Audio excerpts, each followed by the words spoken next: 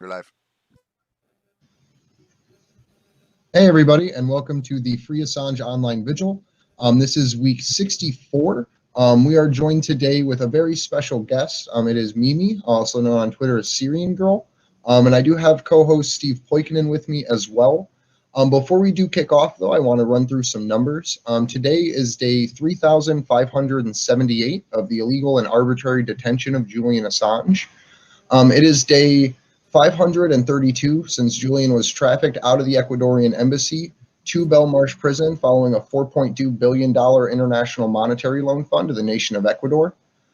Julian was held without arrest from June 24th, 2020 until he was rearrested at the beginning of his second round of extradition hearings on September 7th, 2020 under the new superseding indictment from Bill Barr's Department of Justice.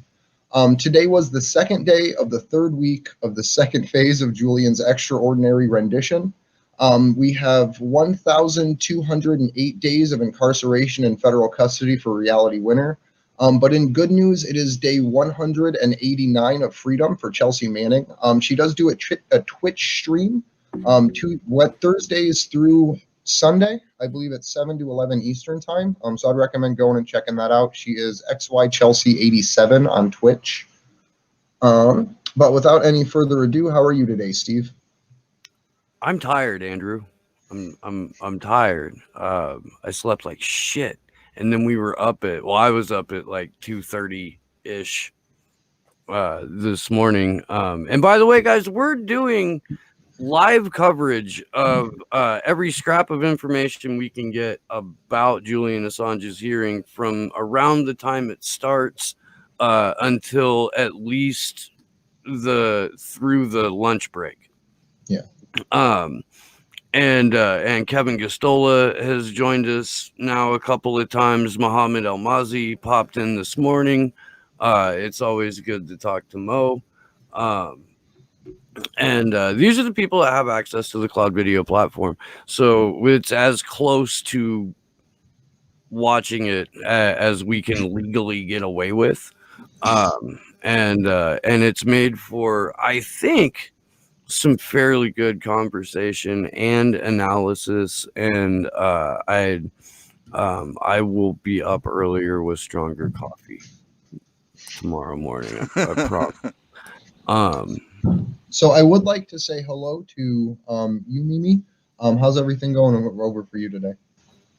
It's great to be here with you guys. I have nothing negative to report except for the fact that the war is ongoing in Syria, in Iraq, in Yemen, in Libya, and Assange is in jail while all of these war criminals are not. Mm-hmm. Could you talk a little bit as we get started here about what Julian means to you and what WikiLeaks has done and kind of exposed for you and kind of what you think about the trial so far?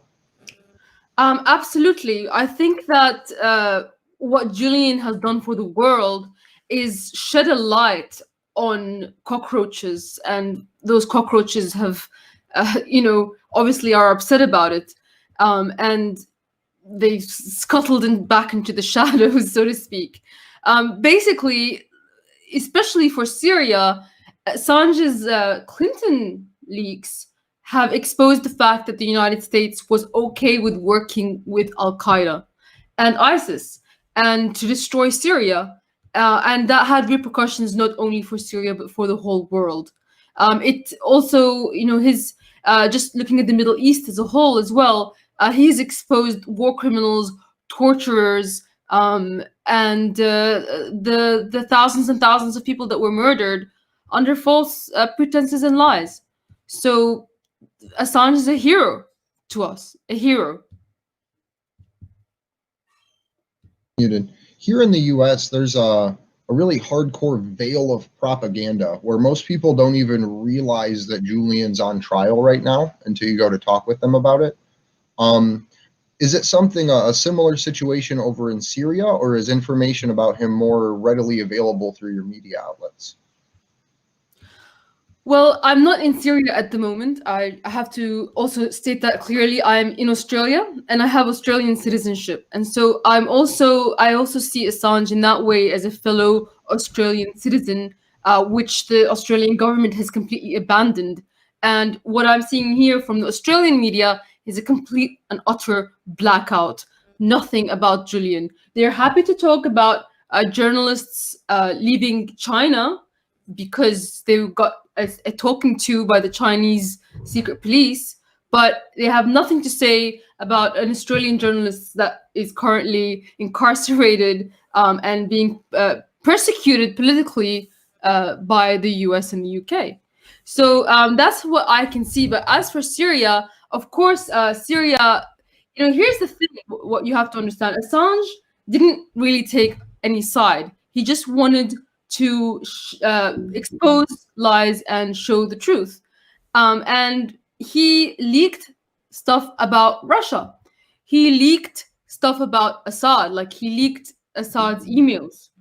But the difference is that in the case of Russia and in the case of Assad, the things that he leaked did not contain any crimes. I mean, if you compare Assad's emails to Clinton's emails, the worst thing that they could come up with in terms of what they found in Assad and his wife's emails is that she bought a very expensive chandelier. Like, that was one of the headlines. Like, she bought this very, very expensive chandelier in the middle of the war. And another, and the fact that they love each other and he shared some music with her. That was the stories that came out of Assad and his wife's email leaks. Whereas when you look at Clinton, there was all of this pedophilia, terror supporting, illegal stuff that was going on. So the difference between Russia, like Assange as well, he exposed some leaks from Russia about us spying, and yet still there wasn't anything of a criminal nature in those leaks. So obviously, people who don't want their stuff leaked usually have something to hide, and it's usually illegal. And the reason why it's not Syria and it's not Russia that are trying to persecute Assange is because it's the United States that's trying to persecute him, is because it's their crimes that were exposed. And that is the position that that's why for Syria and Russia, they have no problem with Assange. And of course, for Syrian people, we appreciate what he has done. Even in leaking Assad's emails, he didn't harm the country really, because now we know we have a right to know who are our leaders, right? We have the right to understand these things that are secret. And of course, it's only criminals that don't want that to happen.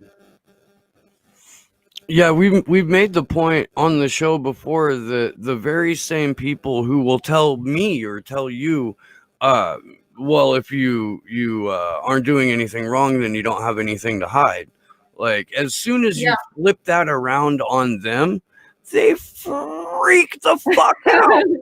And their version of freaking the fuck out is to lock up journalists and publishers and have them tortured, and to at least in the case of the UK, pass out D notices which come directly from GCHQ to silence a story, to kill a story. It's a little bit more subtle here rather than just issue a government decree. We've put the government on television and now we call them experts or contributors. And a retired CIA chief can walk out and say whatever the fuck narrative he wants to, and that he needs to peddle, and people will go, oh gosh, well, he'd know, wouldn't he? Yeah, exactly. But and of course you've also been experiencing censorship in terms of Silicon Valley, Twitter, Facebook. It's interesting because the point of Twitter and Facebook, the purpose, especially of Facebook, was to spy on people. That was the whole reason it was created, not only to find out what their opinions are, what their likes and dislikes are, but also like who their friends are. So unfortunately, there was a lot of peer pressure to join. And for a time, Syria banned Facebook because they knew that that was the purpose of it. Twitter was created in order to provide a platform to ignite color revolutions and wars in countries that the US doesn't like. It was around the time 2009, just 2 years before the Arab Spring, and like you know it's a news travels very fast with Twitter, and it offered anonymity. But now these same social medias are being used against the countries that created them for the purpose of destroying other countries, in the sense that people are using them for activism, to spread information, to share knowledge, and now that's the reason why they're censoring them. So I guess the whole point of this is that democracy and civil liberties in the West is a complete and utter lie. It doesn't actually exist. To say it does is kind of a way to keep people blind and asleep. And what's happening to Assange demonstrates that very clearly to people. And I think, unfortunately, he's paying the price to show this to us. And as dark as it is, the prosecution on Friday, Claire Dobbins, the junior prosecutor for the U.S., went as far as to argue that you violated the Espionage Act even if you just retweeted information that had classified material in it. And the implications of that are, it's like rapturous, essentially. The ability for them to just go in and remove so many people if that precedent's allowed to stand and if that legal argument's allowed to exist. I think it's even on. Oh, I'm sorry. Even on CNN, I think they were trying to tell everybody that it was illegal for you to possess the leaks, and you shouldn't read them, and you should only get your information from mainstream media about the leaks. And I think that was either Chris Cuomo or Chris I think it was Cuomo.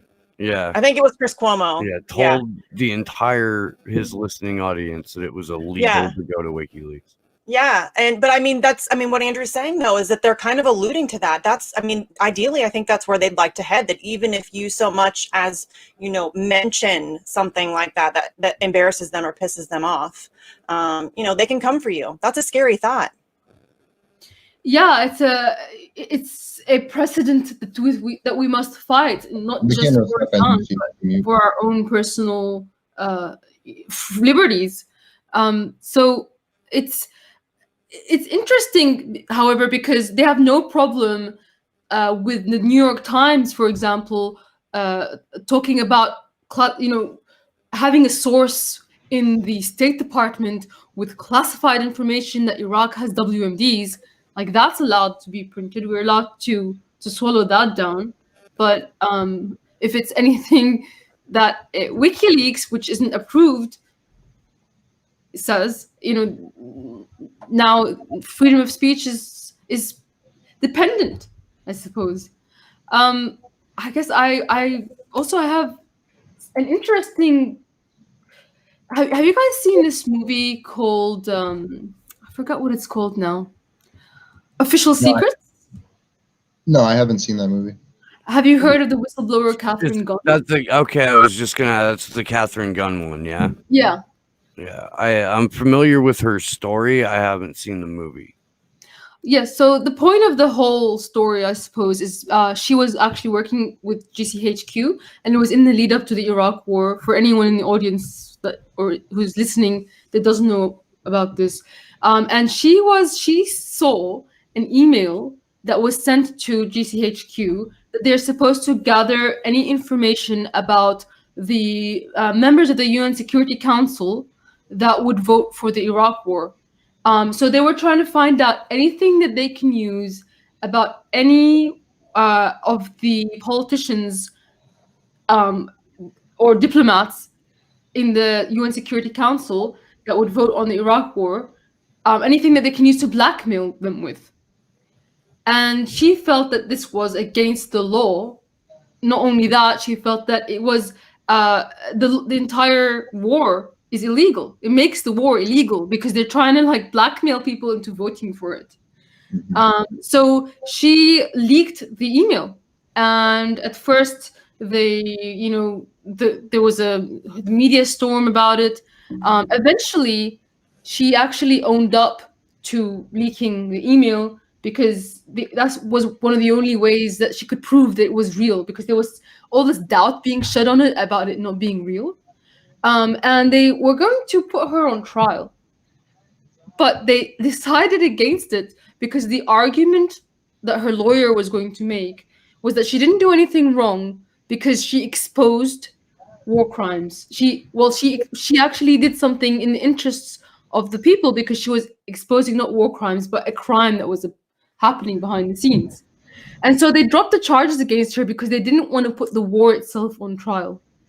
And what I see happening with Assange right now and watching his trial, it seems that they couldn't handle. They were ready to put their entire empire on trial in order to persecute this man because they think that it's going to stop the leaks, but it won't.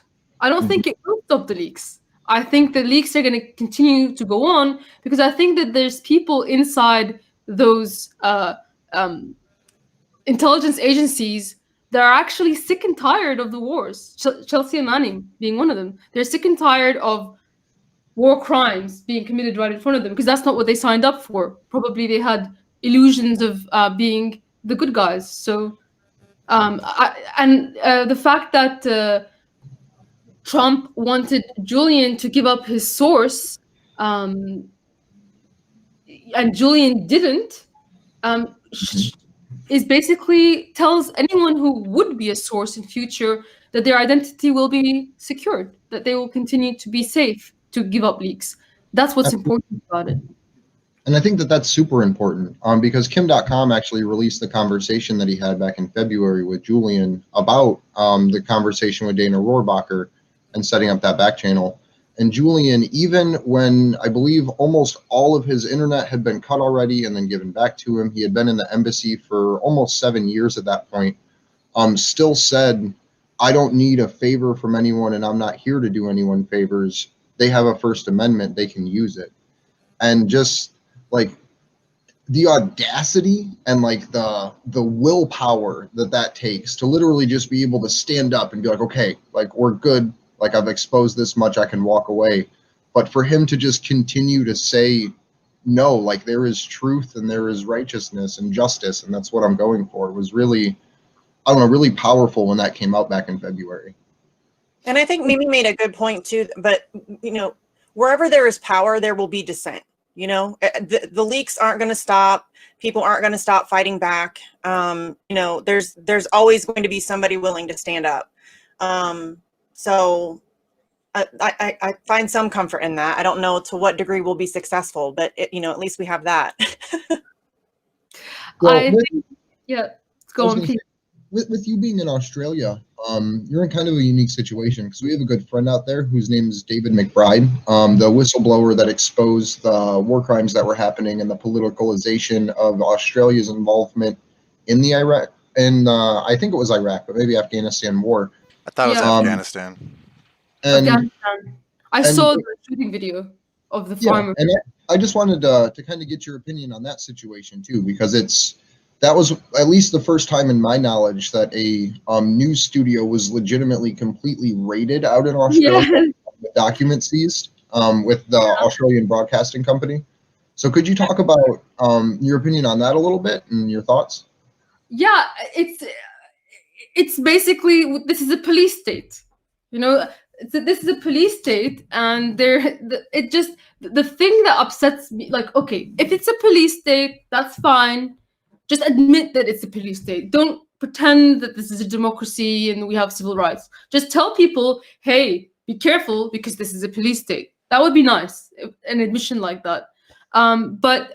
Where else in the world do you have your secret police raiding journalists and studios other than in a totalitarian state? So the crimes that were committed by the Australian SAS, they should be known. People should go to jail for them. This is the point. I mean, it seems that there are rules for the people and different rules for the government and the military, and that's unacceptable. And who is standing to protect the criminals? It's the police here that are protecting the criminals, and that's also unacceptable. So that's my point. I think it's like a microcosm of what happened to Assange, what happened here with the Afghanistan war crimes files. These people have crimes to hide. Like, that's the point. That's why they're raiding these studios. Well, and in David McBride's case, he went out of his way to go through every proper channel, try to do the right thing, send it to everyone he thought would be able to move it through chain of command, and he was dismissed outright or rebuffed or ignored. And finally, like, after exhausting himself trying to do it the quote unquote right way, that's when he went to the press. And it's one of those situations where, like with Julian and Chelsea Manning and the collateral murder video, the only people that have ever been arrested for that were Julian and Chelsea. David McBride is looking at least 50 years if they prosecute him.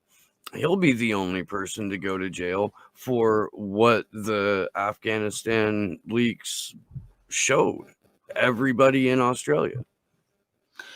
And we don't really get to hear about it.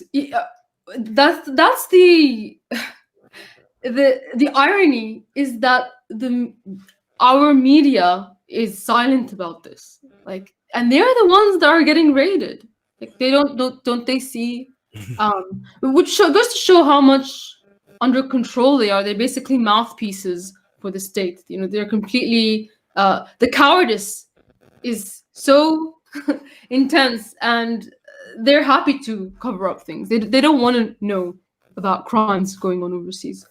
So yeah, I think it's it also shows not only is it, even if you do it the right way, even if you are completely not done anything illegal, they'll still raid your offices and put you in jail, like they did with Assange.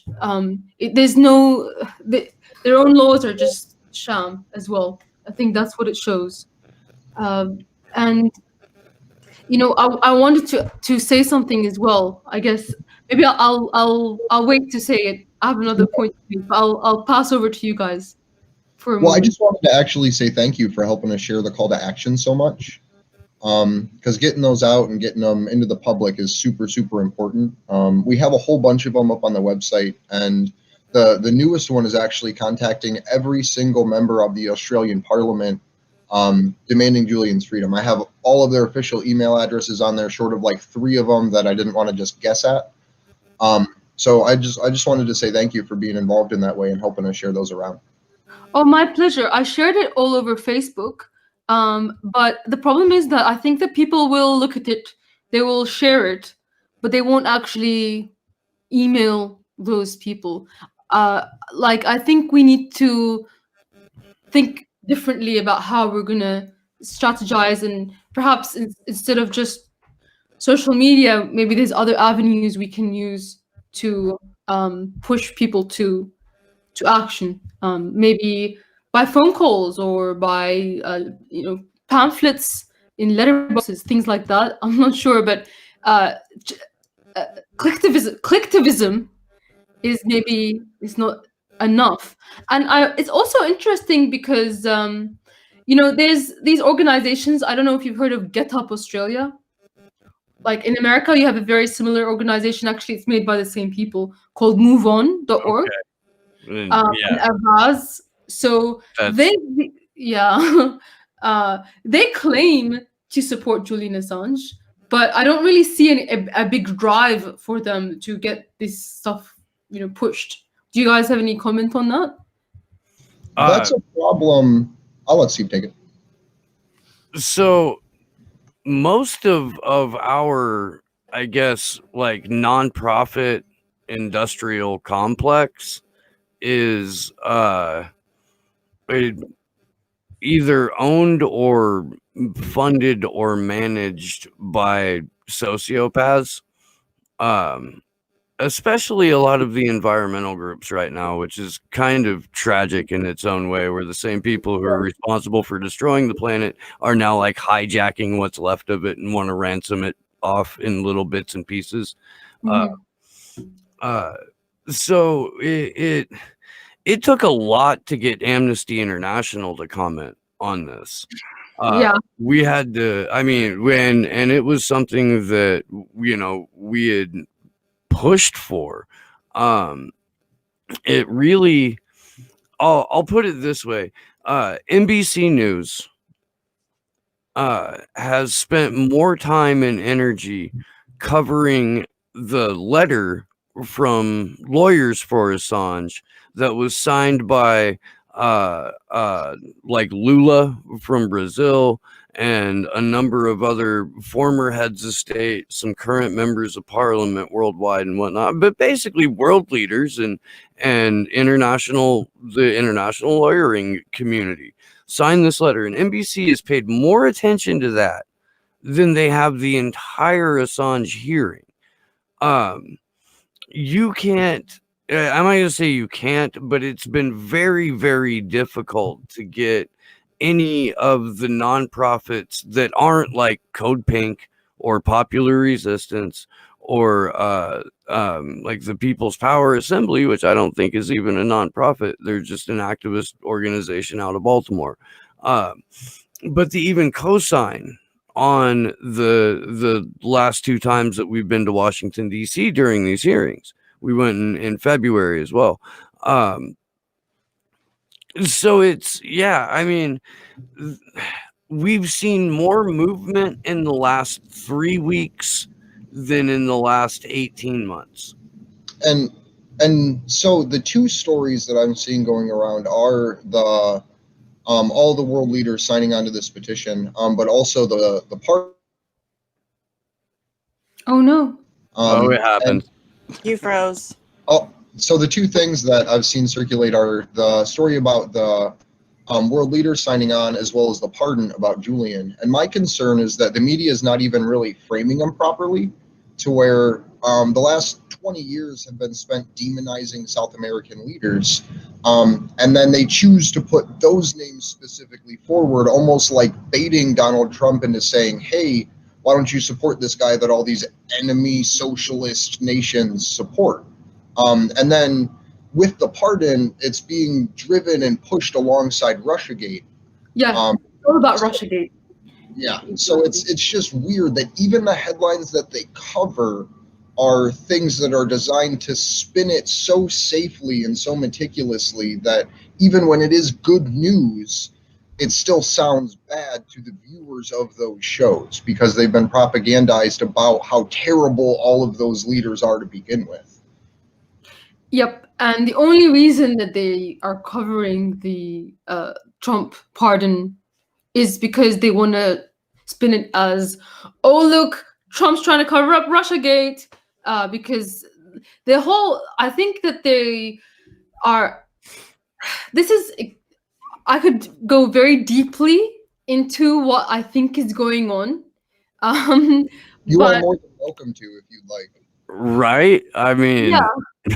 I sign up for that.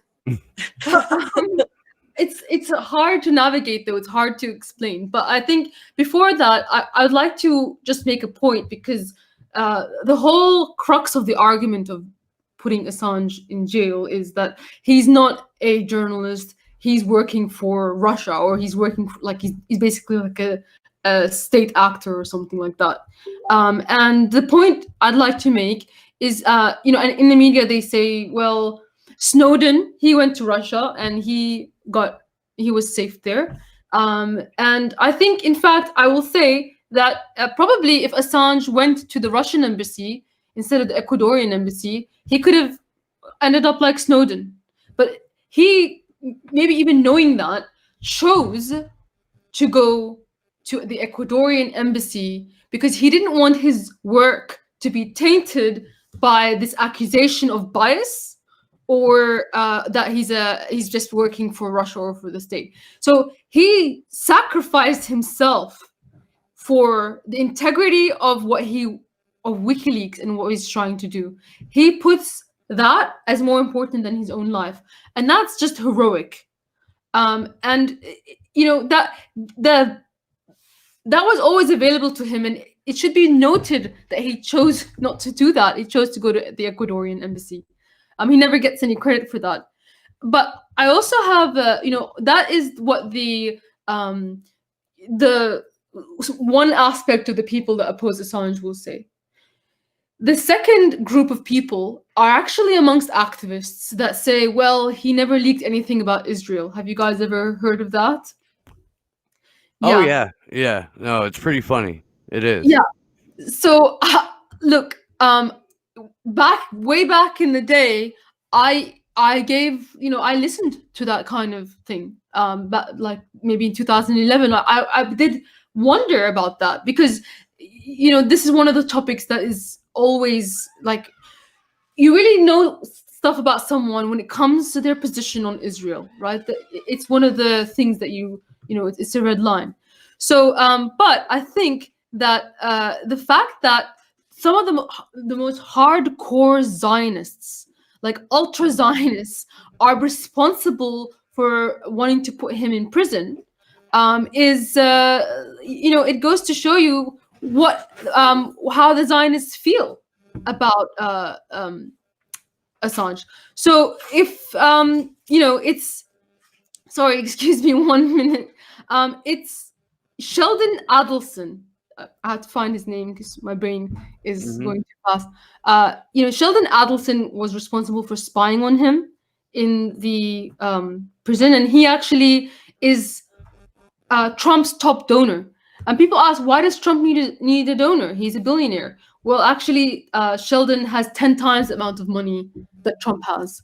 And Sheldon is actually responsible for funding birthright trips to Israel from the for Jewish Americans to go from America to Israel. So this guy is like basically an Israeli who's hates Julian and is trying to put him in jail. And what does that tell people how do people who call Assange, why doesn't he leak about Israel? How do they explain that? Well, they're not interested in finding out the reality of the situation because all they would have to do is go to wikileaks.org and type in Israel, and God, tens of thousands of emails will come up just under that subject. You can narrow the search parameters as much as you want to. There are still leaked cables, there are still memos, there are emails. They exist. They're there for anyone to look at. There's that one. And my other favorite idiotic question is, well, why hasn't WikiLeaks said ABC about XYZ? And it's because they have no goddamn idea how WikiLeaks operates. In order for them to publish, they have to be given something in the first place that meets their publishing standards, which is, obviously of the public interest, has never been printed before, and is material that they can 100% vet, that is in no way, shape, or form altered. And that's the only way anything gets published. So if anyone's mad about what WikiLeaks hasn't said, provide them the information, and if it's legit, it'll get said. Exactly. It's about I just typed it in on the WikiLeaks search engine. And Israel has, I would say, over 400,000 mentions throughout all of the different WikiLeaks WikiLeaks drops. Even including like the Sony drops and the Clinton emails, the HB Gary emails, and then there's over 340,000 from the global intelligence files. So there is on Israel. I don't know what the context is with all of them, but that name is at least said over 400,000 times in WikiLeaks email releases. But they don't publish anything on Israel, Andrew. And you hear the same argument made here in the U.S. That they don't publish anything on Russia, or they didn't Russia. publish anything on Trump, Ooh, which let's is, look that up. yeah, as soon as you type the names in, it literally just pops up hundreds of thousands of emails. How else do you think we knew about the Pied Piper strategy? Okay, so Russia, it's probably about, I would say 610,000 probably. Like there's 609,341 in the global intelligence files alone. But they don't print anything, or they don't publish anything about Russia, guys. As far as I know, they actually published stuff about Russia spying on its own people, and the leak came from Russia. Question is, like, have there been any leaks that come from Israel? But Assange can't control that. It's not like he's, you know, That's such a bizarre thing to be angry at a publishing organization for. Like, why don't you get this information that I'm sure you'd really like to get and publish? Like, why? I mean, of course they want to publish that. Somebody needs to give it to them. They can't like magically make it appear so that they can publish it. I don't understand why they're mad at WikiLeaks over that.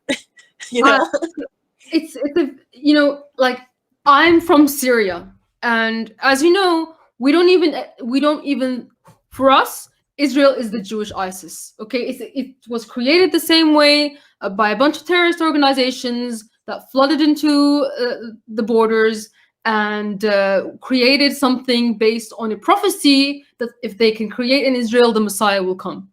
That is basically ISIS, you know, and their borders are not declared; they're always expanding, and we don't acknowledge their existence as a country. So, for someone like me, just to acknowledge that what Assange is doing is not at all biased towards Israel, should say something.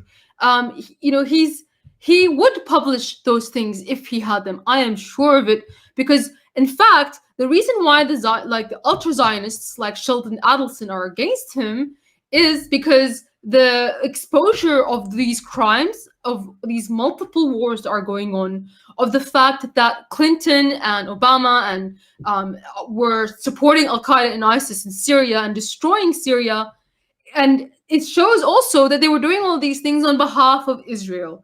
It said so in the leaks. So it just goes to show you that they have hurt Israel the most by exposing these war crimes. Absolutely. Because ultimately the United States and Israel are pretty much just one nation combined, to where the U.S. is the muscle bulldog of whatever Israel wants to accomplish. Well, that's the two eyes. There's two eyes, but the two eyes are U.S. and Israel, and U.S. and the U.K. And I to kind of like circle way back into this conversation real quick, I did want to it seems like Australia is like the testing ground for whatever the US wants to get away with, and they just kind of got to see how it goes first. And so they use Australia and New Zealand as like kind of a I don't know, a field test for whatever horrific shit they want to pull here. Because ever since Memorial Day and the whole fucking world going crazy over George Floyd, there have now been over 900 U.S. journalists that have been shot with rubber bullets or mace, tear gas, beaten by police, arrested, detained, all that kind of stuff. Just in the last, 4 months? In a third of a year, 900 journalists. Like, it is open season on anyone who even resembles like a citizen journalist or independent media.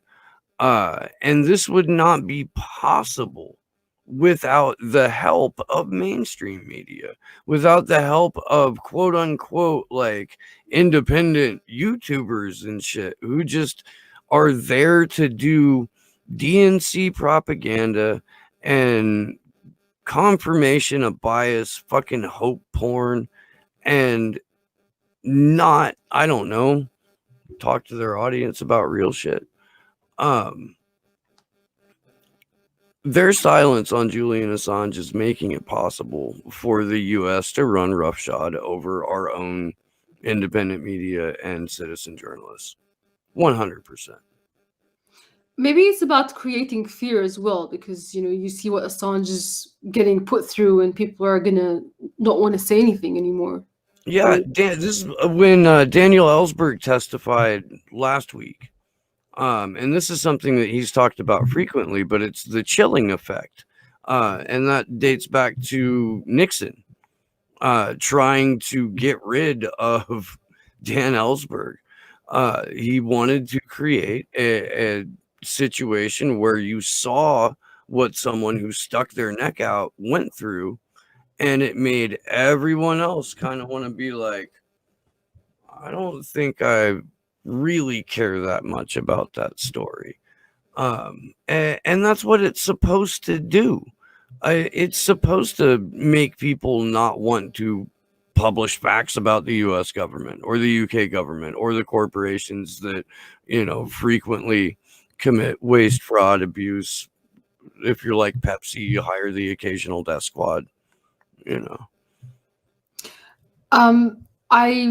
It's unfortunate that I think that the best asset we had in terms of honest journalism, who let everything out on the table, everything from all sides, is WikiLeaks. It's Julian, and look what he's facing.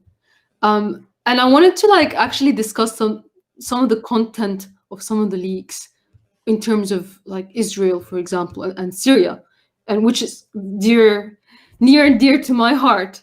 In the 2016 leaks, they were discussing plans to the US State Department internally said the fall of Assad could well ignite a sectarian war between Shiites and Sunnis, drawing in Iran, which in the view of Israeli commanders would not be a bad thing for Israel.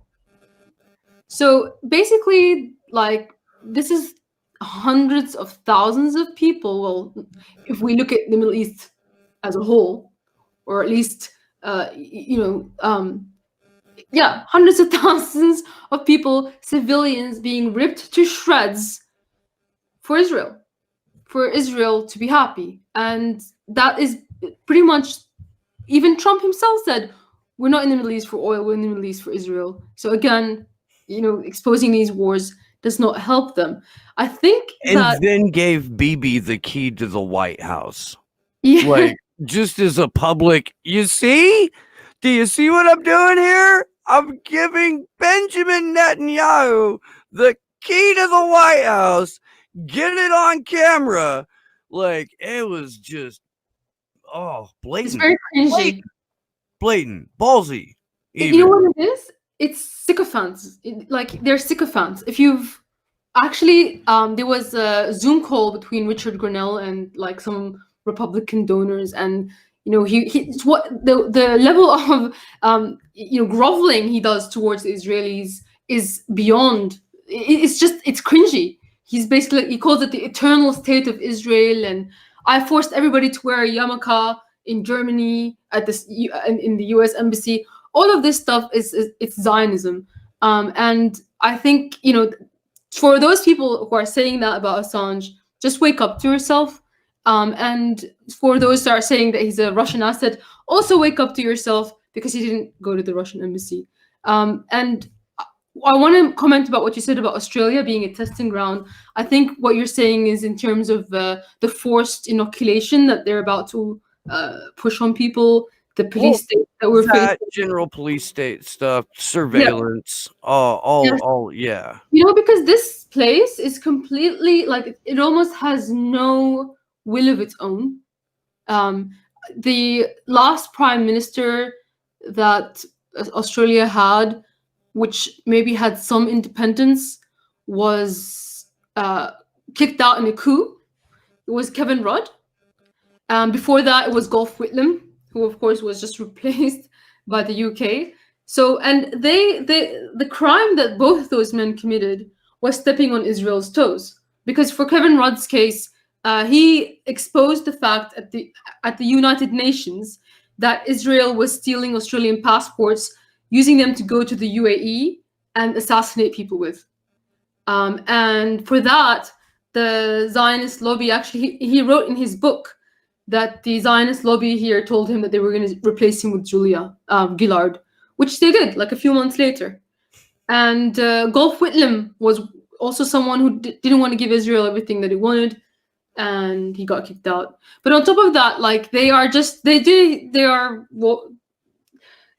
go wherever the US and the UK tell them to go, even if it's against Australian interests, because at the end of the day, Australia is closer to Asia than it is to Europe. And yet they even if it destroys Australian economy, they will still do whatever these nations tell them to do. Well, one of the big problems, there's tons of big problems, but one of the big problems in Australia, a little over 100 years ago, they broke from the British Empire in a revolution, and they got a constitution put in. But if you read it, it's literally only about trade, for the most part, and the judicial system and government structure, where they never actually got a Bill of Rights implemented to protect First Amendment rights, to protect the citizens in and of themselves, to where all it is petitions and protections for corporations in Australia. You cut out for a second, Andrew. No big deal. So the biggest thing about the Australian Constitution, they have no Bill of Rights, which basically mitigates or negates all protections for citizens for anything, whether it's journalism, assembly, what have you, to where their constitution is primarily focused on protecting government officials and the interests of corporations. Yep, we don't have a Bill of Rights. It's not like America. We don't have freedom of speech. There's nothing to protect that here. We wish that we had anything close to what you guys have, even while it's being eroded. So, you know, no wonder it's a testing ground for how people will react. And unfortunately, also, for example, the UAE was a testing ground for Saudi Arabia in terms of like normalizing relations with Israel, because they know that the people of the UAE are just really, really they are so suppressed and so living in fear that or either that, or they're just so comfortable that they're not going to do anything. And I think Australia is not the same as the United States. The United States has, in spite of like the history of Eureka, the Eureka Stockade, and like there's an element of culturally rebellious nature amongst Australians, over the last 50 years, let's say, that's really just almost completely gone. People are so complacent here, and that's why it's easy to test these things here. And you know, actually, the funny thing is, a lot of people don't even know that Julian Assange is Australian, and I think Americans are told that as well. You know, they're told that he committed treason against the United States. He's not even American. I've been in DC. I was here for the first week of Julian's trial, and then I came back Friday of the second week. And at least once per event, there's someone that like rolls by on a bike or something and literally just yells, "Julian's a traitor!"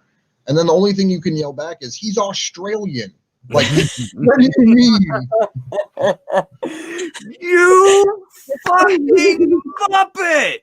Right, like they're riding past. Dude, there are blue checks. There are blue checks on Twitter who run around calling him a traitor. I'm like, you have a blue check. You can't figure out that he's Australian? Get it together. Like, what is your problem? You got a fancy blue check? Figure it out. Crazy. The Guardian can figure it out. They see imaginary Paul Manaforts everywhere, but they can at least get the "he's from Australia" part right. Surely Luke Harding can figure that out. Surely. Luke will get to the bottom of this. He found collusion, for God's sake, from like the way back in the 1980s when You know what? Dude, trained my Trump favorite up. thing ever was Aaron Mate making him cry. Seriously, I watch it regularly. Question. I watch it regularly. One of the horrifying things, if you accept which it is, Australia as a test site, New Zealand as a test site for future U.S. tyranny. They've started arresting people simply for making Facebook posts about protesting. This was first brought to my attention probably, I want to say, around World Press Freedom Day, when there was a group of immigrants' rights activists that were gathering in their cars to go and just show support for immigrants that were staying in a hotel. And the lead organizer of that got arrested 2 hours before the event was scheduled to start. They detained him, they searched his home, they took all of his computers, his son's computers, all the electronics in the house, and him to the station.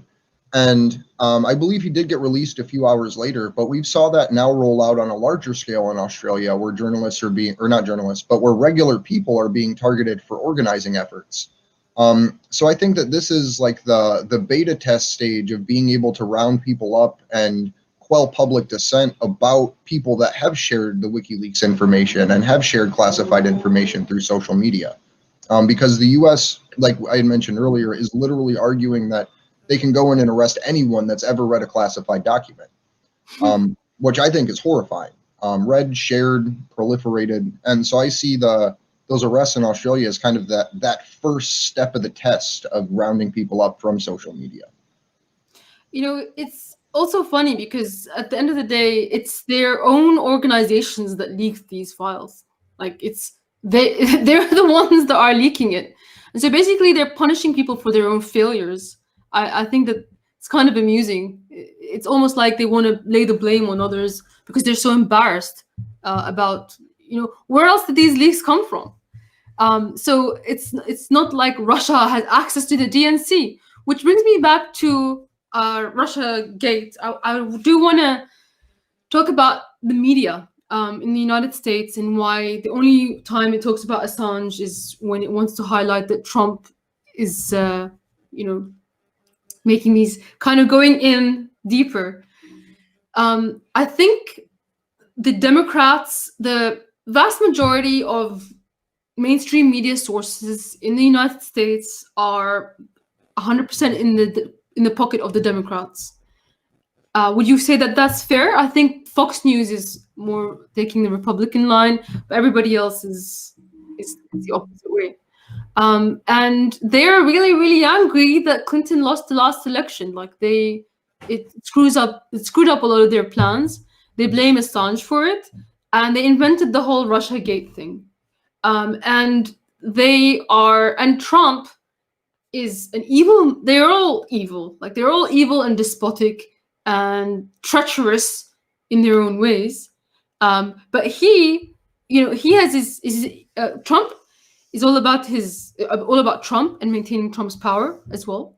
And basically the line is, look, he would free the horrible Assange just to like prove that Russiagate doesn't exist.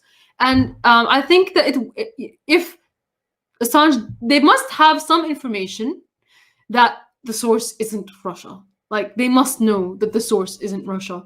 And I think I'm going to throw a name out there, Seth Rich, maybe there's others, but if Julian were not a self-sacrificing heroic person, then maybe it would shut down the whole Russiagate thing. And potentially, the thought occurred to me that the reason why Trump he went from "I love WikiLeaks" to having Sheldon Adelson orchestrate his arrest, and Nick Grinnell, as well, orchestrate his arrest illegally, by the way, by pulling him out of an embassy. Almost the same as Khashoggi. That's the next step. You go into the embassy and then you get cut up into many, many pieces and dissolved in acid. Like that, the embassies are no longer safe places for people. So, basically, I think the reason why is maybe he's wants to blackmail. Maybe someone convinced him that this is the way to blackmail Assange to reveal his sources. Throw him in jail until he tells us until he destroys the Russiagate thing, so they can stop pestering me about it in the media. And for Israelis, it's also great because their involvement in promoting these wars is no longer being exposed. And for the Clinton administration and the Democrats, it's also great because their crimes, the person that exposed their crimes, is also being punished. So I think that is what's going on behind the scenes. What do you guys think?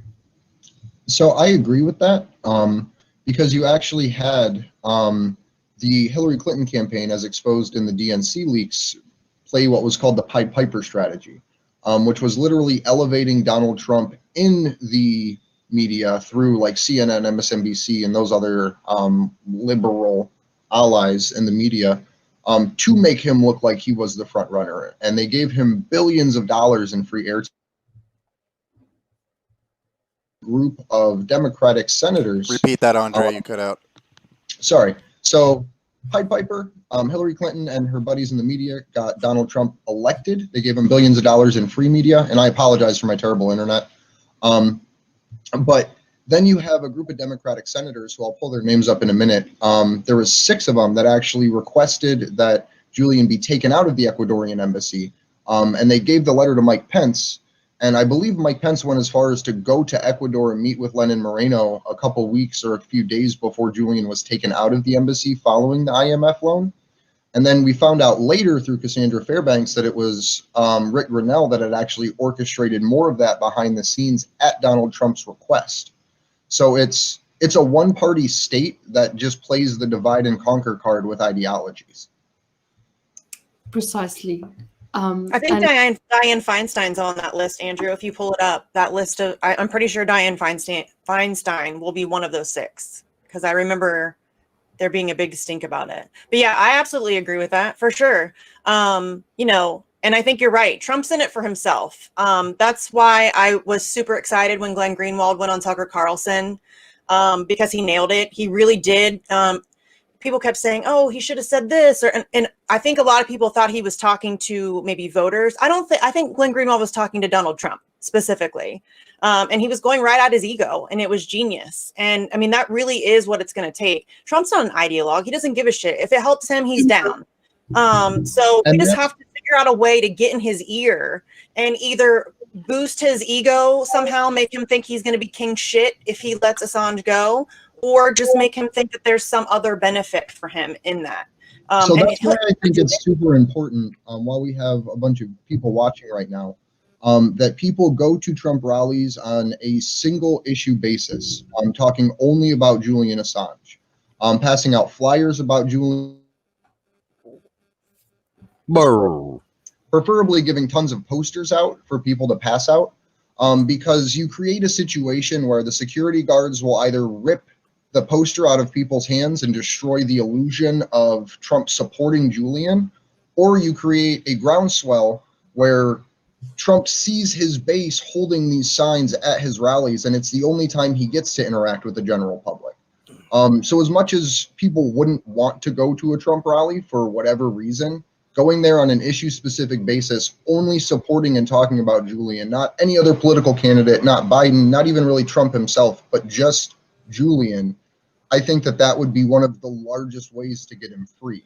And then all you need is one person in the crowd to start a free Julian Assange, there's only one decision, no extradition chant in the middle of those rallies, and literally turn the Trump rally into a free Assange rally. And I guarantee you that would be, if done more than once, Julian would be set free at that point, because there's been so much talk behind the scenes of like Edward Snowden getting pardoned and things like that. But if you just put Julian in Trump's face, I don't think he would have any problem going. I think that's a great idea, and I would also play the stick. So that the carrot and the stick. If I was a Trump supporter, I would say, you will not have my vote if you don't. Julian, he needs to know that his base isn't blindly supporting him. He needs to know that he may lose if he doesn't do what he says. At the beginning, he was I love WikiLeaks. Now he's throwing them in jail, wasn't he going to put Clinton in jail? Whatever happened to that? So we need to basically, the way to get people to do what you want isn't just to say, I support you, can you support my cause? Is to threaten to pull your support, because that's exactly what Sheldon Adelson does to Trump. I mean, recently they had an argument and he threatened to pull support. God knows what it was about. It was around the Beirut blast time. I don't know. But yeah, we don't know what it was about, but he threatened to pull support. And okay, maybe like billions of dollars doesn't compare to one voter, but maybe will compare to millions of voters. And I think that the problem as well, like what I'm glad Glenn Greenwald did, to go to Tucker Carlson, because Tucker Carlson, the left hate him, but he's the only anti-war guy in the right-wing media right now, with one of the most powerful voices. And it's important to work together for the important things, because at the end of the day, people are dying. Like that, people are being killed in these wars, and they're being tortured. So to not work with the right just because they're right, it's criminal. I mean, it's just, it doesn't help. And I think we need to break down the walls of, you can't work with them, you can't work with them, you can't go to a Trump rally. No, we need to work with both sides on an issue basis. It makes no sense when people get angry at leftists for going on with Tucker Carlson. He's one of the only people in mainstream media who will platform leftist voices. And he has a huge platform. And if somebody like Anya Parampil can go on Tucker Carlson and expose that audience to leftist views, that's a win. And the people who get angry about that are self-defeating turds. Like, that doesn't help. You have to meet people where they are. You can't expect somebody to change their opinion on something and come to your side if they're never introduced to the ideas. So I think anytime a leftist can get on any right-wing platform and speak to that kind of an audience, I think that's a great thing, and we should take advantage of it. That's why the whole point of Action for Assange is that we're a post-partisan organization. Right. I don't personally believe that you can have a conversation about policy or politics without first being able to read as much unspun primary source material as humanly possible. And then once you've done that and you've figured out for yourself how to digest and process that information, then you can have a conversation about it. But if all you're relying on is somebody's opinion about something that they read or something that we all watched together, but now you require a like pundit to translate what your opinion needs to be, you are playing right into somebody else's narrative. At least if you do it accidentally, having the knowledge of using primary source material, you're going into it way more well informed, and it's way easier to catch, like, hey, wait a minute, I'm playing into something here. Let me back up. Let me, reevaluate. But still, you have the ability to have that self-determination. It's like seeing with two eyes instead of one. Yeah. I think that's why the narrative, we talk about this all the time. I'm sure people get tired of hearing us talk about it, but that's why, like, kind of the battle for narrative, the battle for information, that is the front line of everything else. That's, you can't get healthcare if you don't have free press. You can't get, action on climate change if you don't have a free press. I mean, if all you're getting is essentially state-run propaganda, and that state-run propaganda benefits corporations, do you really think you're going to get a ban on fossil fuels? Probably not. So, I mean, it's something that I wish more people would take seriously. I mean, I wish that people would take this Julian Assange case more seriously and recognize, the implications could be huge, will be huge. I mean, regardless of what happens, it's going to affect a lot of things. It already has. So the fact that it's difficult to get people to speak on it is just endlessly frustrating. So we had a couple questions here in the chat, and I just kind of want to field them to anybody who wants to answer. Our good friend Nat from Mexico asked, Is the last day of the trial the day that Barrister is going to say yes or no to extradition, or will it come later? Do we know definitively? Because I don't I think that at I the end of personally this, don't. my assumption is at the end of this that she will make a ruling. Yeah. And then there is the years-long appeals process, depending on if the UK will respect its own laws and allow the appeals to go through. Another question we had from one of our Twitch viewers is, if Julian gets extradited or suicided, who is the next in command in WikiLeaks? So Christian Bronfman is currently the executive director or editor. Did I say his name wrong? I'm terrible with names. Really Christian. bad. It wasn't even close. Yeah, it was very not close. Okay. Good effort. A for You effort. were like Dan Bronfman. I don't Oh, the things that make you hate yourself, let me tell you. Oh So boy. I Christian don't. Ramson. Yes, he's currently the executive editor, but even in these even in the superseding indictment, they've gone as far as to implicate Sarah Harrison in conspiracy for assisting Edward Snowden getting to Hong Kong. That's something that Edward Snowden didn't even talk about when he was on the Joe Rogan Experience He recently. might not be allowed to because there might be lawyers involved. That's fair. So if he's already spoken to a lawyer about it, they probably told him not to bring it up when you go on Joe Rogan. I mean, he also wasn't allowed to talk about the global spying apparatus that was built, and he did that too. So yeah. And now he probably about it. listens to his lawyer more often. But that I'm looking through, I don't see many more questions. If you guys have questions, please put them in the chat. But I did want to just open the floor for any of you guys to toss questions around to anybody. Hey, I have a question. Did anybody happen to see exactly how long it took before Turd Sniffer lost his mind this morning? What's his name? Lewis? He was like yelling within like the first few minutes. Right off the bat. He was already mad. Like, what? Did anybody time how long? Well, it was, like, look, dude. Okay, think about it. Think about it. He had to call off court the first week. Hold on, can we give a little context first about like the people we're talking about, just so everyone can know? Okay, sorry. So the Lewis in this situation is James Lewis QC, the lead prosecutor during this rendition hearing. And oh my God, I'll go find it. I showed it this morning.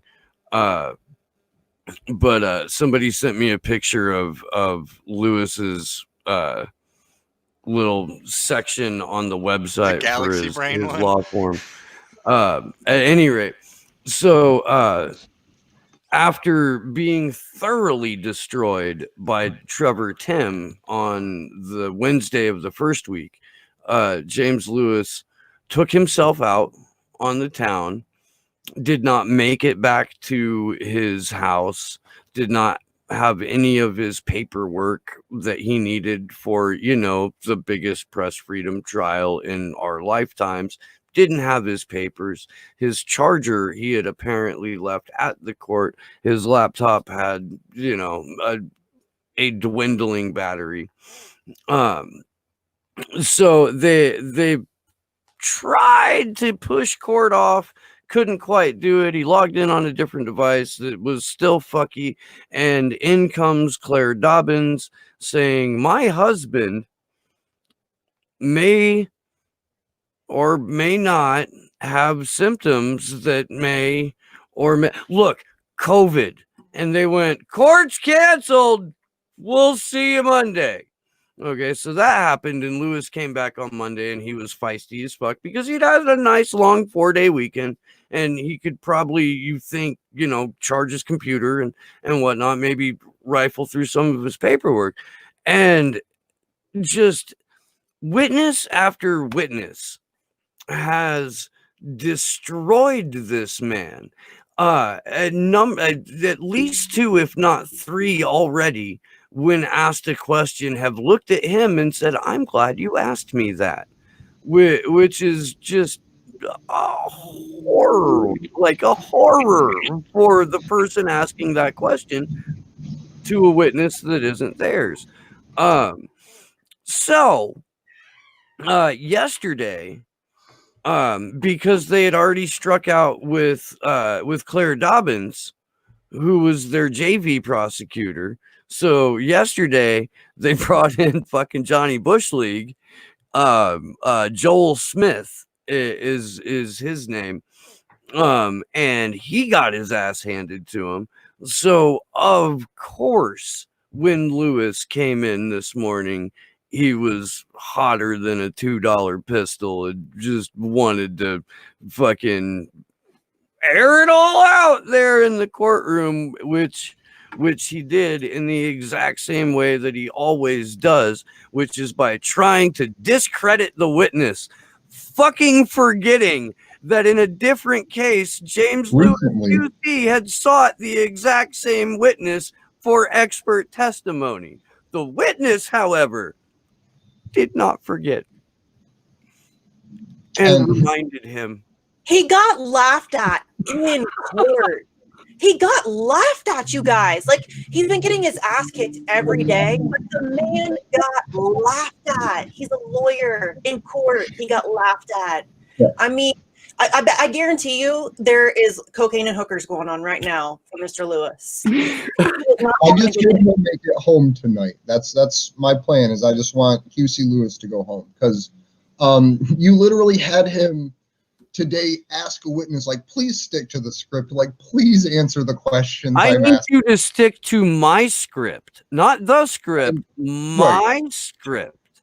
And what happened later in court? So he pissed what's his name, Kopelman, off. Like, he made the witness upset because he had previously been an expert for Lewis, like Steve said.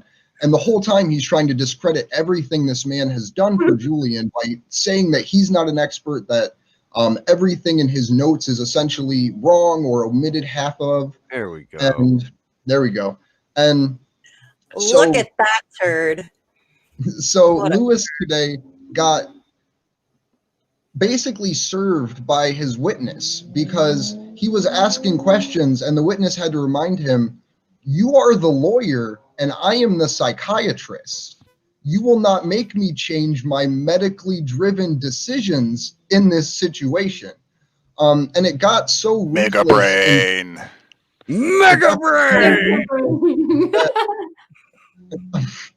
On two separate occasions. I'm sorry. I had to. Oh, no, you're fine.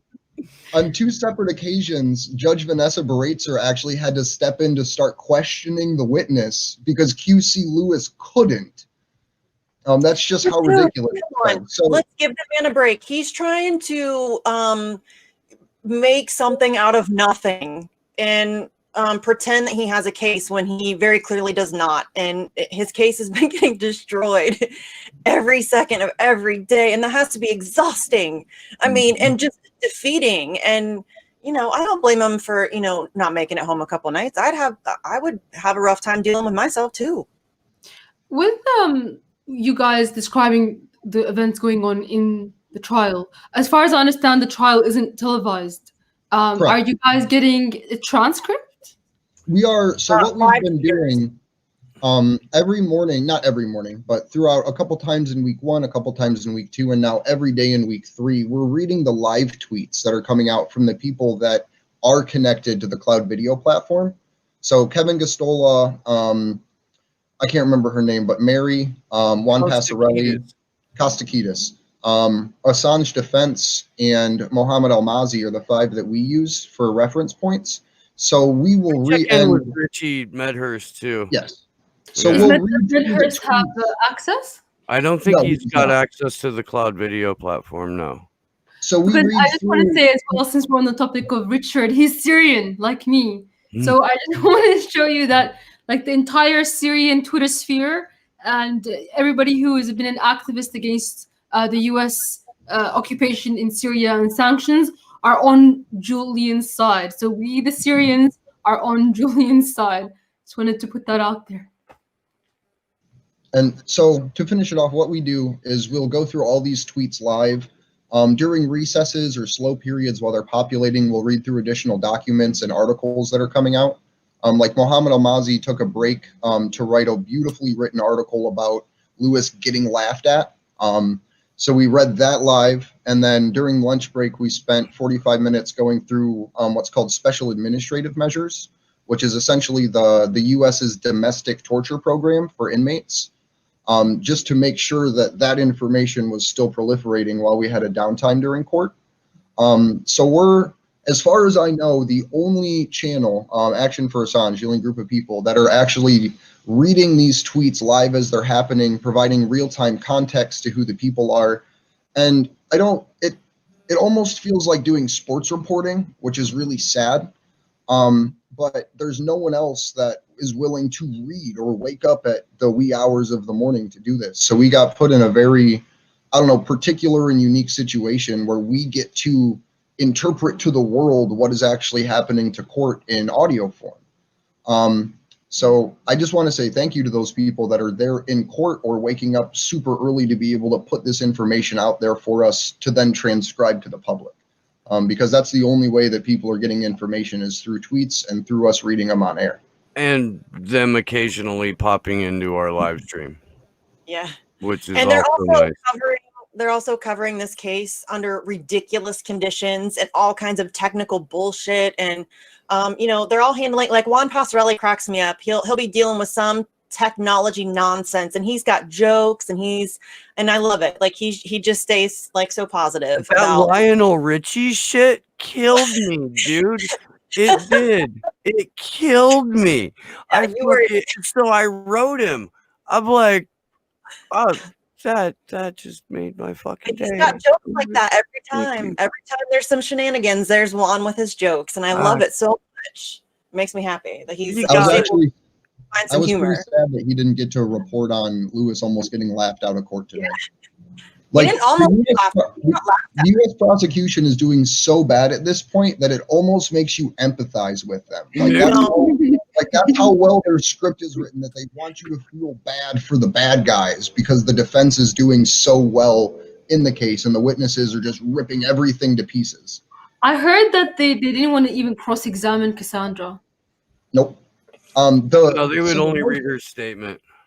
The most depressing thing, though, and I'm going to butcher this name, and I'm sorry, Khalid Al-Mazari, who was the technical difficulties, right? Yep. So for the full context, QC Lewis tells Vanessa Breitster, I don't want this guy to testify. We can just read his statement into court, and that's enough. And Vanessa Breitster says, no, he can testify. We'll have him connect. Like, he has the right to be cross-examined. And then because of technical issues, he wasn't able to connect and his statement could only be read. So it's really weird how all of the technical issues seem to be in favor of the State Department and the U.S. prosecution, to the point that the U.S. prosecution is now saying there's too many witnesses and this is going to take too long. So they're trying to cut defense witnesses when it was the prosecution that lied about having COVID after Lewis woke up in the wrong apartment without his notes or laptop. It's the UK's court system that is like having the inability to actually broadcast this and have witnesses connect. But somehow it's the defense's fault because on June 22nd. That's offensive to me. Like, this is, the man is on, like, this is for his life. This is his life. And you're, allowing the prosecution to go on benders and not show up for work and not have, not be prepared for, one of the most important cases of our time. But Julian's on, this is a trial for his life. And the fact that they're trying to cut it short and they're giving them all of these benefits and breaks and all of this, it's offensive to me. And the fact that it isn't, listen, there's so many offensive things about this case. They spied on him, in meetings with his lawyers, and they tried to steal DNA from his children. And, it's disgusting. He shouldn't even be where he's at. And then, with today, the case, they're talking about his very private medical history and for the world to hear. And he shouldn't even be in that position. That shouldn't even be a thing that he has to go through. He shouldn't be there. What did Kevin Gastula say? We shouldn't be here or something like that? Yeah. We shouldn't even be. So if anyone's ever seen the wonderful film Clerks, one of the themes of the first movie is I shouldn't even be here today. And that's the theme I'm of not this whole supposed to be trial. here today. I'm not even supposed to be here today. Yep. But that's how this whole case feels, you guys. Like, he shouldn't even be going through. His family shouldn't have to hear of all of these horrible things that have happened to him, and all of the, that they shouldn't have to hear that, and it shouldn't be exposed to the world, and he shouldn't even be suffering the way that he's suffering. For that to even be said in a courtroom, it's so fucked up, and it's I just get sorry. Here I go, rambling, ranting, getting all fucked up. No. You're right. So real quick, in terms of horrific shit, just Vanessa Baratzer explained the prosecutor's position to the witness. Like, she essentially did the job of the prosecution today, because the prosecution was incapable of doing the job of the prosecution. And when the fucking judge steps in for that, something is really wrong. About Vanessa Draster, and I think this goes to the reason why the trial isn't being televised. First of all, because they don't want to draw attention to the fact that they're persecuting a journalist. But the second reason is because the people will decide who won. They'll see how weak the US's prosecution is, and if then Vanessa still chooses to say yes to extradition, it's gonna go to her like basically she will lose all respect in the eyes of the world and the general public, which is why it's so important to show people what's going on. At the end of the day, it's she should feel that people are watching. I think that is gonna be very helpful. If I were you guys, and I would love to help, I would create like a little comic strip of events in the court based on these tweets.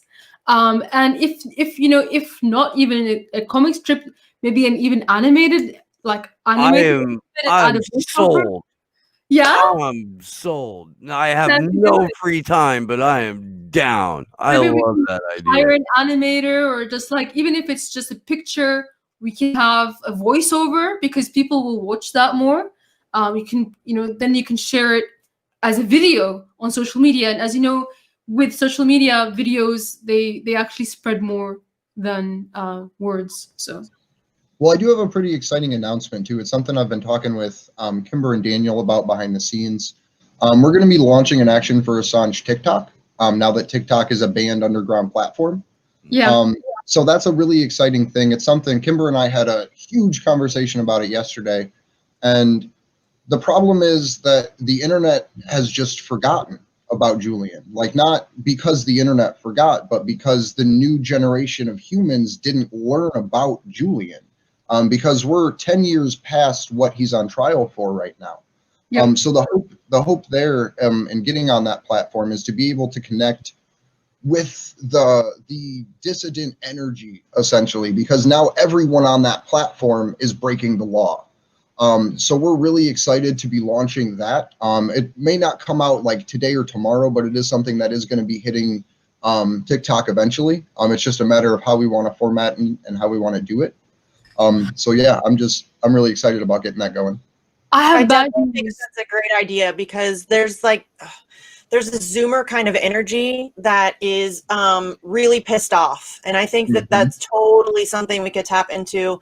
And you're right. The people, I was just talking to my friend Sam. He hosts a podcast called News Dive, I think. But I was just talking to him, and he's just out of journalism school. So he's very young. And, getting these people who, when Julian was, when the collateral murder video came out, they were, 10 or whatever, and now they're 20. And, these kids who, there's this whole new crew of people who, they may have heard of Julian, they may have heard his name or seen him mentioned on Twitter or Instagram or whatever, but they don't know who he is or what he's there for. And I think that we could totally tap into that because I think that they're like a really pissy generation, and I love it. I have a bad news. So TikTok is no longer a illegal organization app, as far as I know. Correct me if I'm wrong, but they deal to sell it to Larry Ellison, the guy who owns Oracle. What do you Oh, guys think? great. It was still banned in the US. The ban went into effect on Sunday across all the app platforms. So you cannot download it unless you have already had it on your device. And you have to use a VPN to connect to it. There are ways, I don't want to go over them on air. It's super easy to find out how to put them on your phone. It literally just takes a Google search on how to toggle third-party applications in your settings. Don't go any farther than that. ABB got their channel yanked for that. I'm not. That's a setting that's open and public. And You guys remind me of when I would go back to Syria. Breaks. When Facebook was banned in Syria, I would go to Syria and like my friends would just use mirror sites to get onto Facebook, which was terrible because it's basically a spy apparatus. But yeah, it's funny to see the same kind of things happen in the so-called democratic West to censor these apps. But as far as I know, they're gonna make it not banned because of this deal with Larry Ellison. But I do agree that it's getting on it is important because it is a gateway to the Zoomer generation.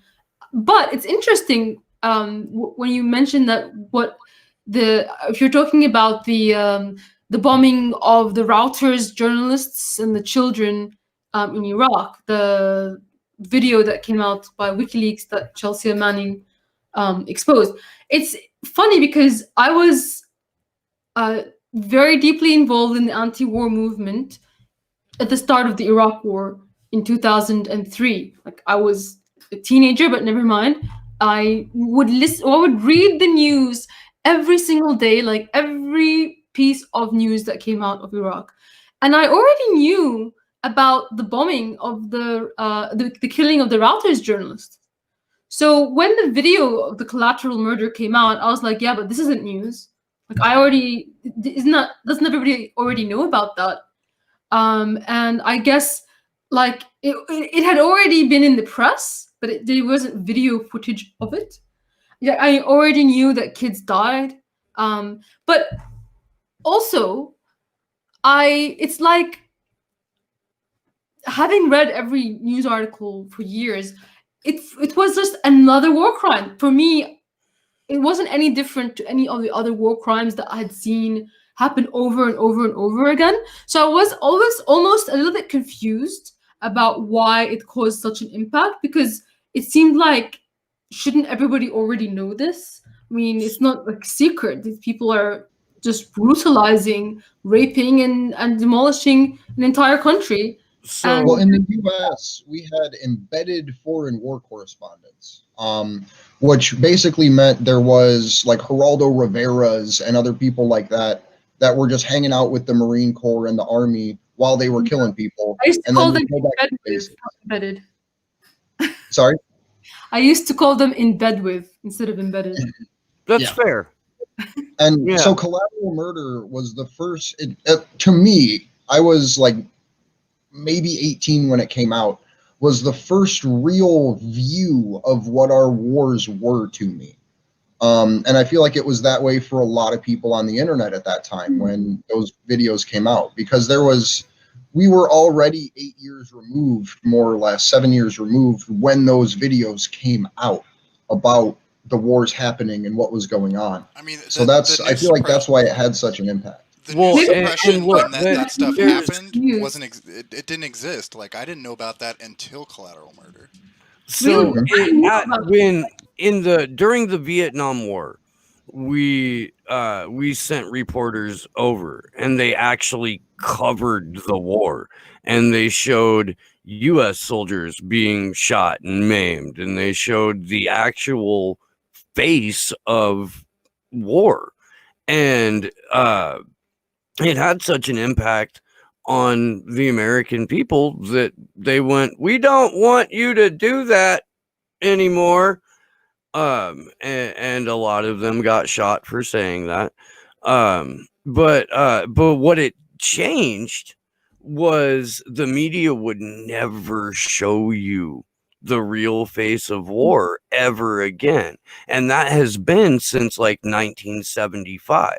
So if you want to look at it in terms of it that way, it had been 4 decades since the American public had seen a member of the military do something other than be a hero.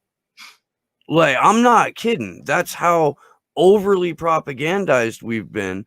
But so when Collateral Murder dropped, it broke some fucking people's brains because it had been so far removed in our history that you had to, like, you would literally have to go out of your way to find any sort of semi-accurate representation of war in the US media, period, for 40 years.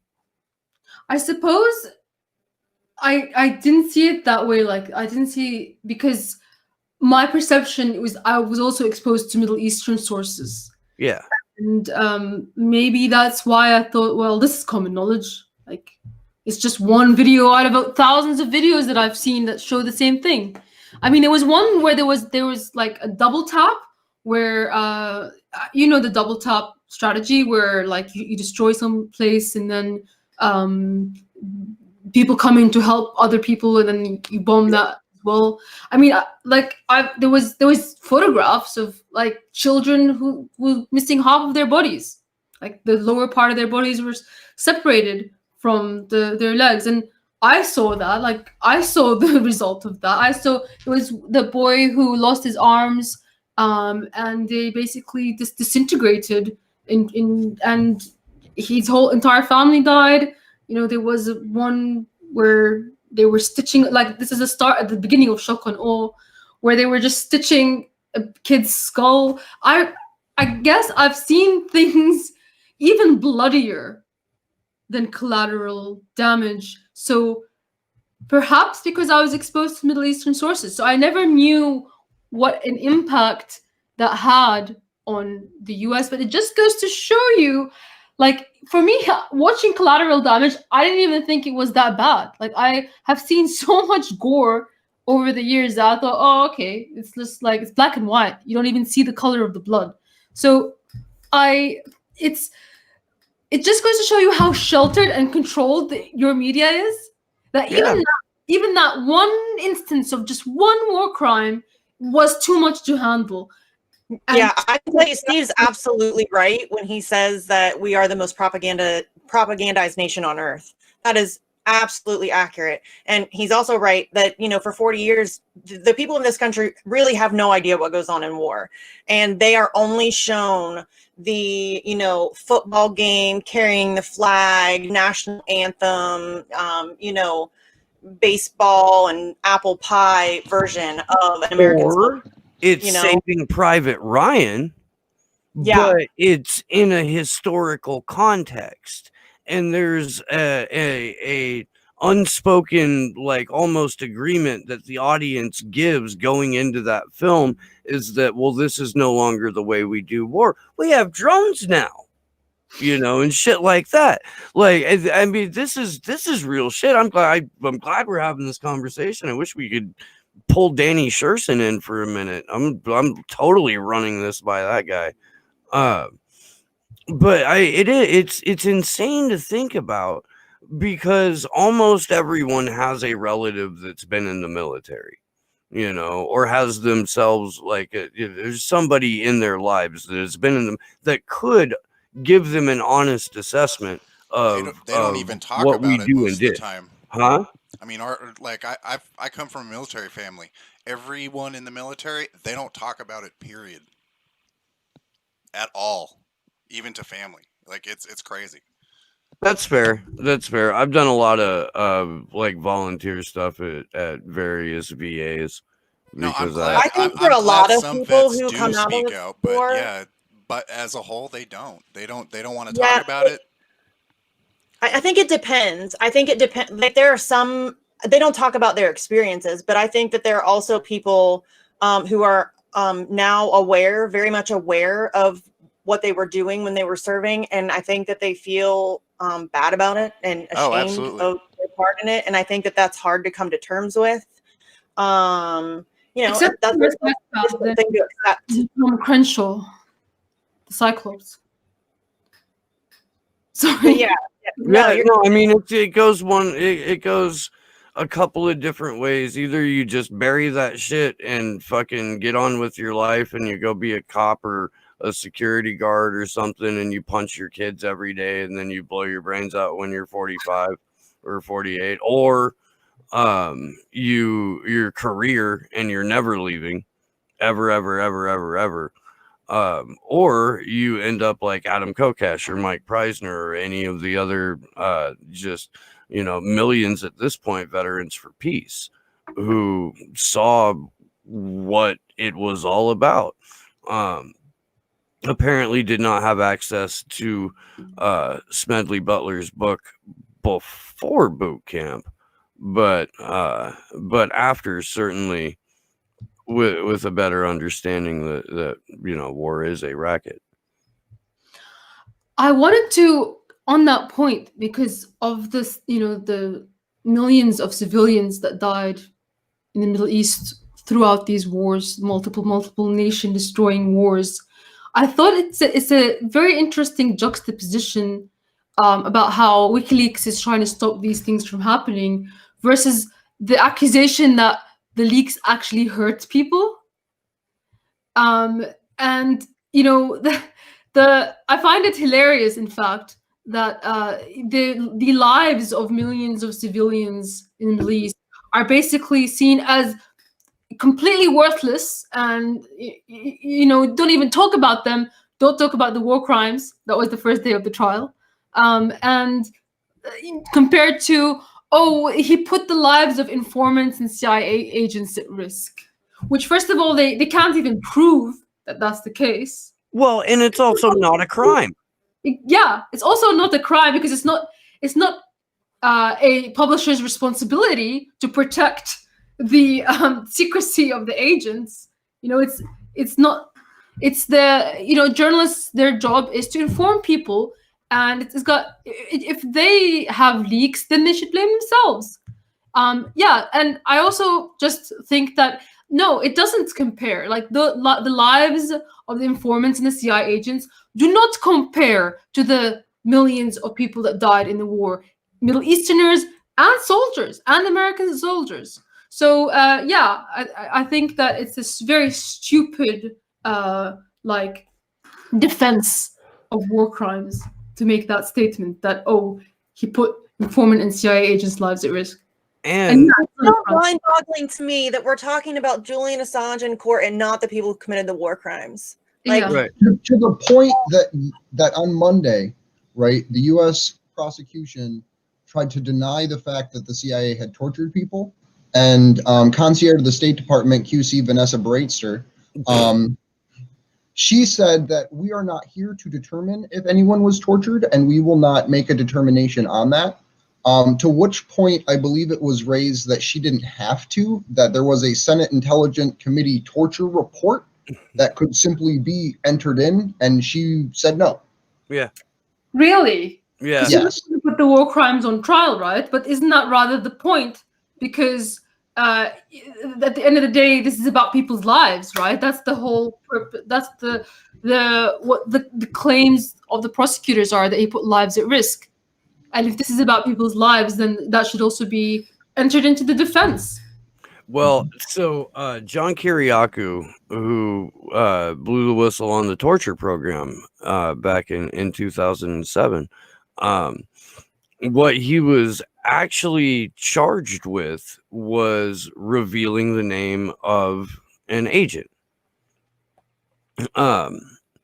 When he was speaking with his lawyer, when they got to the Eastern District of Virginia court, which is where Julian Assange would be if he's, broad daylight kidnapped and brought here,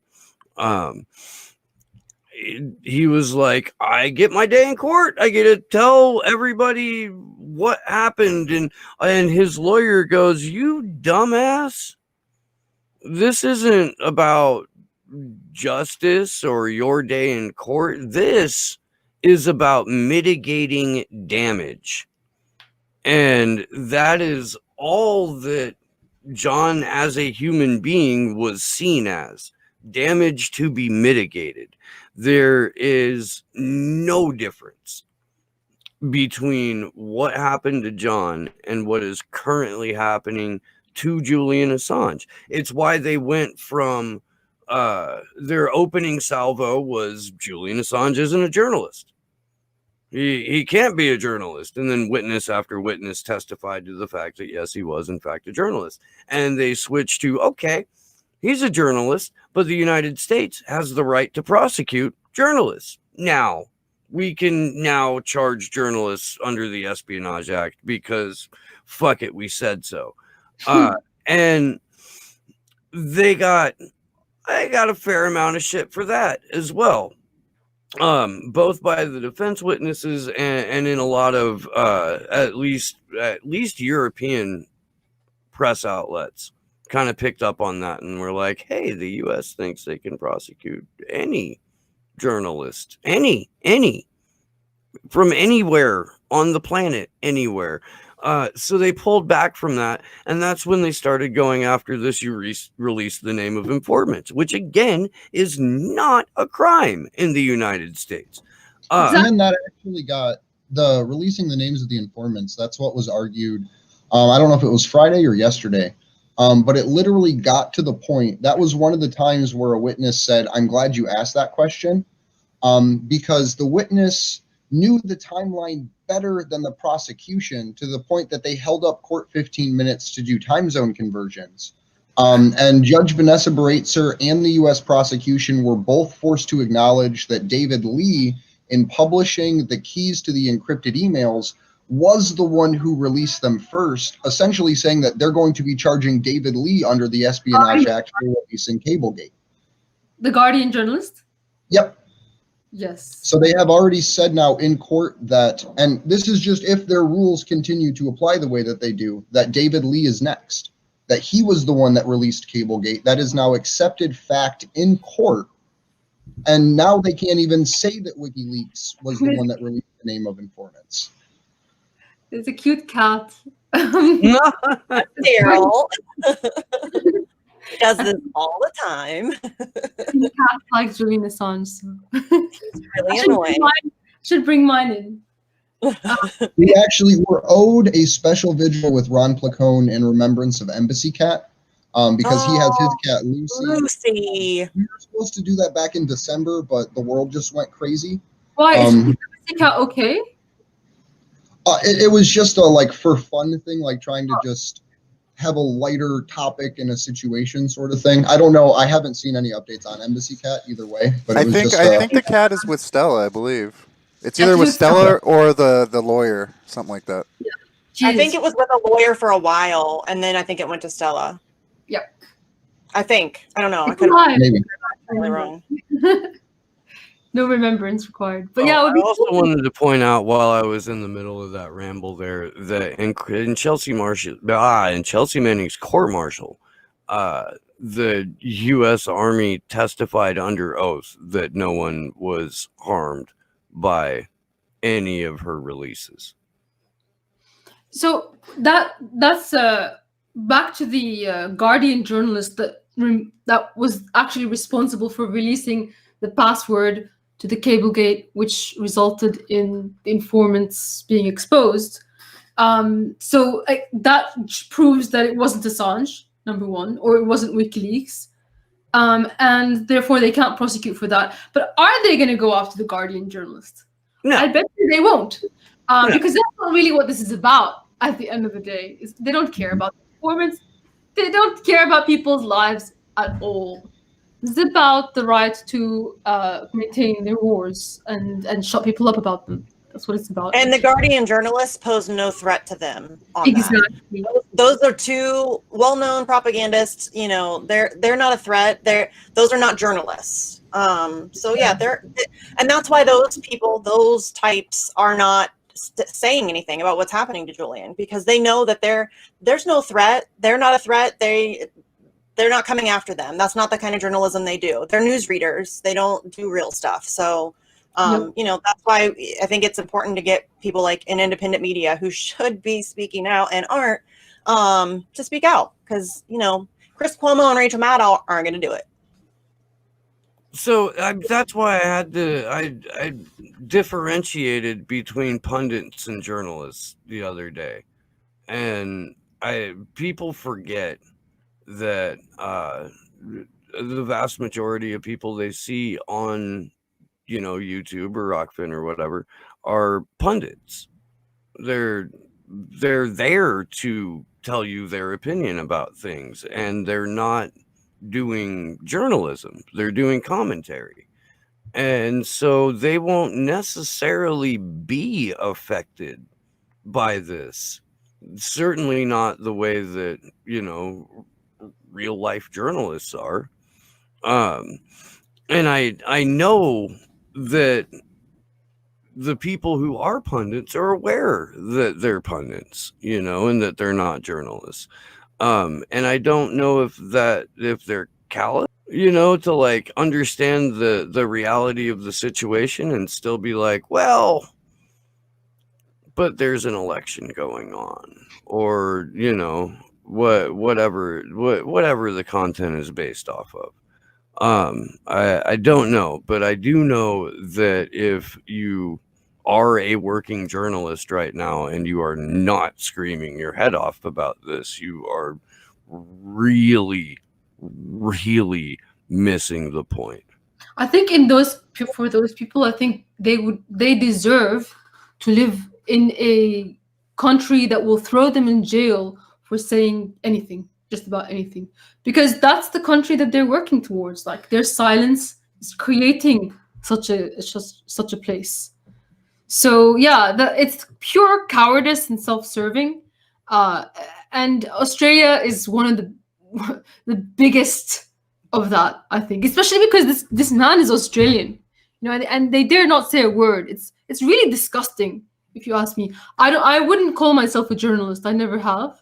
I would say I'm like a pundit or an analyst, because I obviously have very strong views about things and opinions, and I'm not like on the ground investigating things. That's not what I am or what I do. But even I should feel threatened about someone telling me I can't say things. And yeah, like what you said is a fact. It's not a journalist's responsibility to protect the secrets of of these wars and of these informants. And there's no law for that, surely. So how can they prosecute on those terms? I don't really understand, since there's no law against publishing the names of CIA agents, as far as I know. Well, here's the thing about the pundit and journalist thing. It doesn't matter if you're a pundit or a journalist. Every human being should be worried about this. It's going to affect us all. It's not just a matter of, can you still be an investigative journalist? It's, can you, as a citizen of the United States, know the truth about what your government is doing and hold them accountable? And we should all want to be able to do that. They're psychopaths. I don't want them running around with no transparency and nobody watching them and nobody holding them accountable or making them uncomfortable. Those people are nuts. I don't want that. So I don't care if you're, somebody who's barely into the news, if you're a pundit, if you have a YouTube show, if you're a teacher, if you're a plumber, this affects you, and it affects you in a very big way. And everybody has reason to be concerned about it. Absolutely. But Steve and I have to be up in 5 hours, roundabout, to cover the court trial. I would love to have you back on more. This was a wonderful conversation. But I want to thank you very much for joining us, Mimi. If you could, please give us your final thoughts. You have as much time as you need, and where people can find you. Oh, thanks so much for having me on, guys. Like, it's a relief because I had all these thoughts and nowhere to put them. I just want to say final thoughts. Yes, WikiLeaks will go on without Assange, and we have a new editor. I guess you're saying his name is Kristen. I'm not even going to try to pronounce it. But in my experience, Julian is a very unique and important and special person. He has interacted with me on Twitter in the past, and I found that he was willing to hear out like my side of things, more so than he's basically has an open mind and isn't ideologically like brainwashed into one thing, and he's an asset that you cannot like. It's immeasurably precious. So he's irreplaceable. And you know, the machine might, the cog might still turn, but it would be really a big loss if Julian isn't the guy steering the wheel. So I just want to say that he's a hero and a wonderful man, and I hope to see him free. And I would love to hang out with you guys again. And my Twitter is Partisan Girl. My Facebook is Syrian, or actually, my Facebook is also Partisan Girl, or Syrian Partisan Girl. And my YouTube is Syrian Girl Partisan. I know that's really confusing. Sorry about that. So please, if you can follow me, that would be great. And I hope to see you guys. Could you shout out your Vimeo too? Because you recently started taking some videos off of YouTube because of censorship. Could you let people know where to find you on Vimeo? You can find me, like, I'm going to put them back, so don't worry about that. But I have BitChute as well. I won't take anything off of BitChute, and I'm Syrian Girl on BitChute. Okay, cool. Well, thank you very, very much for joining us. My name is Andrew Smith. You can find me on Twitter at Andrew Zigman. Down in the description below, if you are still with us, there are 5 different calls to action. I'm not going to name all of them off because there's a bunch, but please take the time to send a bunch of those emails. It may not seem like the most effective thing, but most of these will be able to be pulled in Freedom of Information Act requests. If there does come a time where people request to see how many complaints that the court has gotten about their technology and what have you, as well as the pardon office. So I just would like to thank everybody for watching. Kimber, Josh, Daniel, Kendra, and my 2 co-hosts. You can find us on Twitter at action_4 Assange. And you can check out all of our calls to actions, our DC protest schedule, and more on action4Assange.com. And I am Misty Winston. You can find me on Twitter at Sarcasm Stardust. And I also have a show called Facts on the Ground with my friend Jesse. We have a new episode coming up this week. So yeah, check that out. Thanks for having me again, guys. It was really nice to meet you. This was fun. We should definitely have her back on. I think this would be a good conversation to continue for sure. So yeah, and just thanks everybody in the chat. You guys are awesome. My name's Steve Poikin, and I host a show called Slow News Day, which Mimi, by the way, I would like to invite you on that show. I think that would be fun. I do, whenever I can, cover U.S. fuckery in Syria, and I've talked extensively with Vanessa Beeley about it, and yeah, I think it would be a good talk. You can find that on Rockfin, DLive, and YouTube. If you're looking for it on YouTube, type in Slow News Day Podcast into your search bar. I believe Lee Camp is on this Sunday. I'm not 100% sure if it's this Sunday or next Sunday yet, but I should know tomorrow-ish. If not, then Juan Passarelli will be on. So good things in the works, thanks to my co-hosts and to everybody else in the A4A crew, everyone who's been in DC holding that shit down, Mean Panda, and our new friend Christine. And yeah, man, thanks Sleepy Josh on the 1s and 2s. I fucking love you guys there in the chat. I have the best chat on YouTube, like hands down. That's why like 80% of them all have mod wrenches now. I guess I got a little high. I made everybody a moderator. You get a wrench. You get a wrench. You get a wrench. Yeah, that happened. It did. So I will see you guys at the ass crack of dawn tomorrow. A little bit before, actually. It'll be 2:30 here in California. I love you guys. I do. I'll see you tomorrow. Good luck to us all.